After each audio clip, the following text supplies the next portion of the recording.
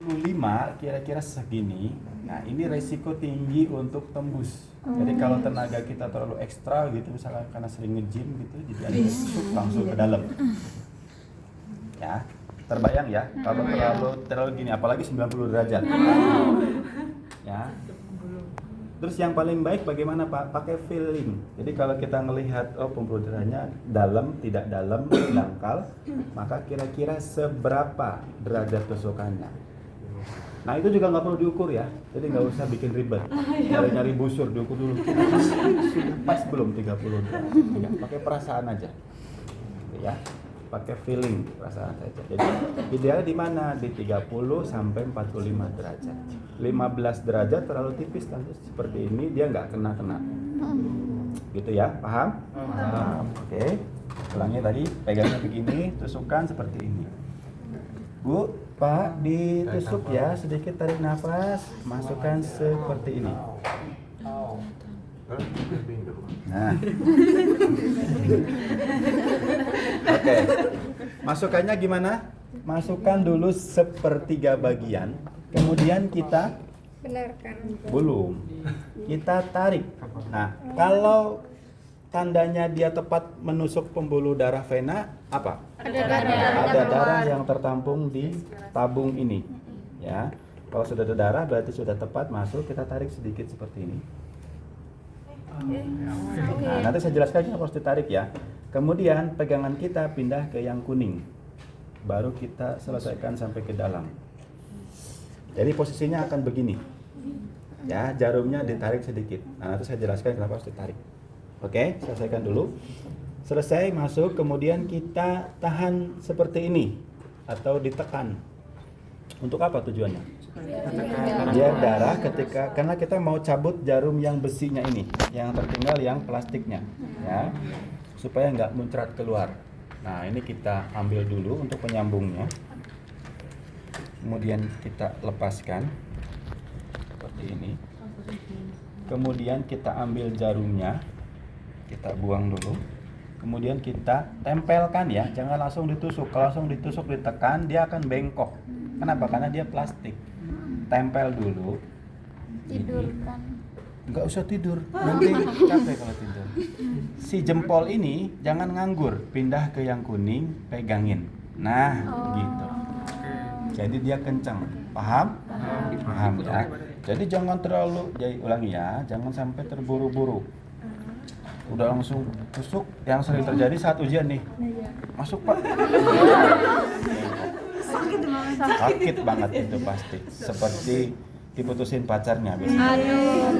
Ya. Jadi gimana caranya? Tempel sedikit. Jempolnya jangan kabur, pindah, pegangin. Nah, dikencengin. Diputar, ditekan bisa. Enggak bisa. Oreo dong. Jelas? Jelas. Nah, sekarang kita cek sudah betul atau belum. Nah, ini karena dipentem. Sekarang kita cek ngalir apa tidak. Buka. Ngalir. Ya. Oke, berarti sudah betul, lancar. Kita tutup lagi. Tutup. Terus tahap berikutnya ngapain kita, Pak? Fiksasi. Ya, pakai 3 der. Buka.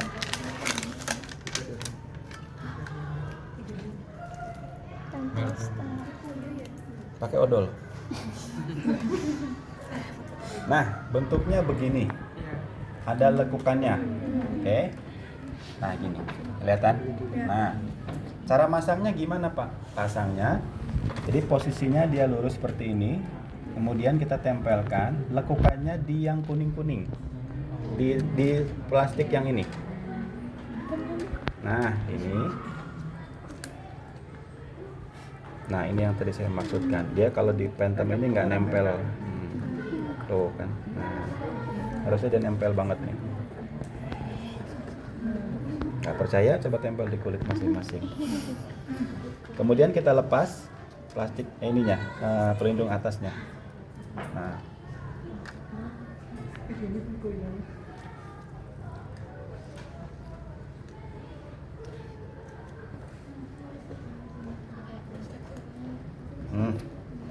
Selesai?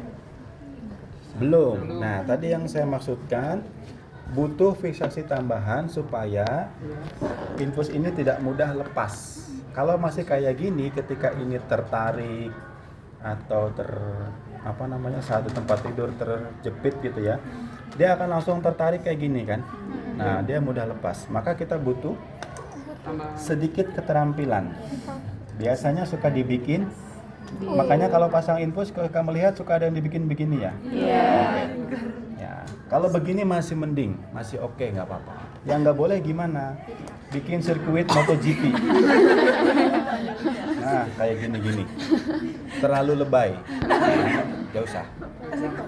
Apalagi kalau anak Gen Z, Pak, ini kan Pak, pakai lope-lope. Dibikin lope gini kan bagus, Pak. Nggak usah ngadi-ngadi. Pasien ini sedang menderita. Jadi menderita. Ya, cukup digini saja. Nah sekarang kita coba lihat.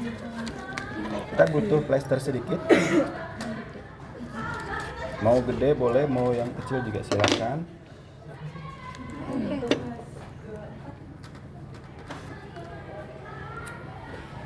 Oke, nah tekuk segini. Kemudian kita fiksasi di bagian yang lain. Nah, nah sekarang bedakan. Kalau posisinya sudah begini, kalau ketarik dia akan tahanannya ada di sini, bukan di sini. Jadi nggak mudah lepas. Gitu. Ya, makin kencang makin oke. Ya, tapi tadi jangan lebay pokoknya. Jangan macam-macam. Oke, sudah selesai? Belum. Di trichoderm ini ada labeling.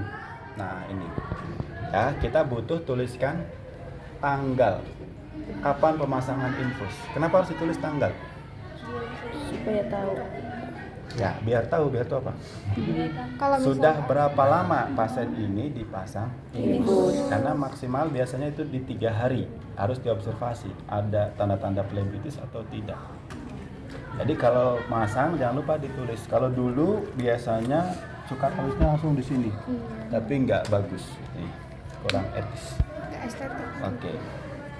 Nah, ini juga kadang-kadang suka terlupa. Jadi tempel dulu apa tulis dulu? Oh, jangan aneh-aneh ya. Tempel, belum tulis nih. Ya. Tulis dulu. Tanggal berapa sekarang? 13 bulan 3 tahun 2006. Nah. Wah, membohongi dong. Udahlah, anggap aja 13. Jadi Siapa yang bilang tadi 12? Sebenarnya yang 13?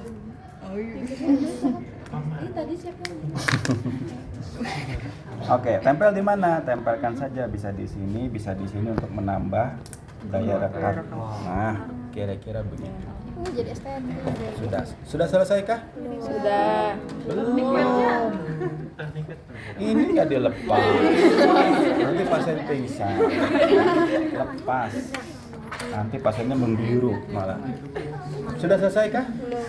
Apa? Perlaknya. Nah, oke. Ada yang lebih penting dari perlak. Perlak bereskan. Ada yang lebih penting. Apa yang belum selesai? Pengaturan tetesannya. Nah, ini sering terjadi pada yang baru bekerja. Saking gembira ya berhasil, ditinggal. Oke ya Bu, sudah selesai ya bro. Cerita-cerita 3 jam kemudian. Kok infusnya nggak habis-habis? Astagfirullah, belum dibuka. Darahnya udah naik ke atas, pasiennya udah pingsan. Jadi jangan lupa ya, ingat nanti setelah pasang infus, ingat sudah berfungsi lagi atau belum. Lihat, belum netes, oh ya belum dibuka, gitu ya. Ini biasanya terjadi pada awal-awal baru. Nah, saking gembiranya berhasil, ditinggal. Sudah ya Bu, saya tinggal dulu, nanti ada apa gitu. Ya pasiennya kan nggak tahu, kan pasien nggak paham. 3 jam kemudian ngasih obat, kok pasiennya lemes, infus. Kok nggak jalan infusnya? Jangan macet. Ya Allah, belum dibuka. Nah, ini ya jadi masalah. Jadi setelah itu terakhir kita buka.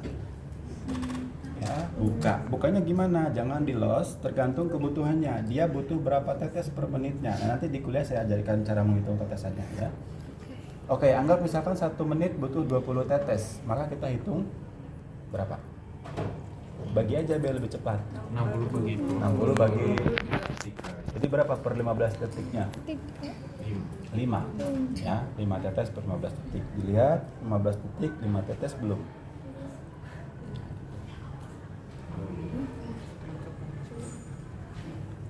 Nah, kira-kira begitu. Ya. Ini sudah selesai belum? Sudah selesai belum kira-kira? Sudah. Oh, ini sudah aman. Ya, sudah aman. Kalau yang belum selesai paling beresin ini doang. Nah, itu nggak masalah. Yang vital ini. Ya, jadi nanti jangan sampai terburu-buru beresin, sudah ditinggal pulang. Itu tinggal ke ruangan yang lain. Pasiennya nggak akan komplain. Dia nggak akan karena nggak tahu apa. Tahu-taunya dia udah pingsan aja. Karena lihat dari udara